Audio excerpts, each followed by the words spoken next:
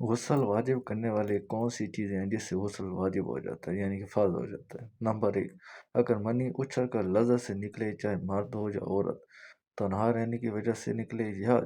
ہم استری کرنے کے وقت، یا سونے کی حالت میں یعنی کہ احتلام کی صورت میں نکلے، تو ان سب حالتوں میں غسل واجب ہو جاتا ہے۔ اس کے علاوہ اللہ تعالیٰ نے فرمایا ہے جب تم حالت جنابت میں ہو تو غسل کر لو،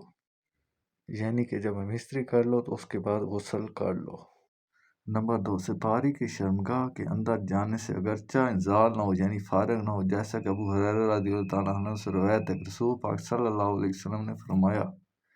آدمی جب چاروں شاخوں کے درمیان بیٹھے ہو کوشش کرے یعنی کہ ہم استری کی تو غسل واجب ہے۔ اگر آدمی آپس میں کوشش کرے صرف ہم استری کی بھی یعنی کہ فارغ نہ بھی ہو، انزال نہ بھی ہو، تب بھی اس پہ غسل واجب ہے۔ جب کوئی کافر اسلام لائے، جیسا کہ نبی پاک صلی اللہ علیہ وسلم کا فرمان ہے، پانی اور بیر کے پتوں سے غسل کرو، یعنی کہ جب بھی کوئی کافر کو مسلمان کرتے ہو تو اس کو پانی اور بیر کے پتوں سے غسل کرواؤ۔ نمبر 5، حیض یعنی ماہواری کے دن عورتوں کو جو آتا ہے اس پہ بھی غسل فرض ہے۔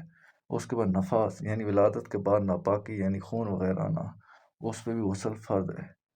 اس کے علاوہ اللہ تعالیٰ نے فرمایا ہے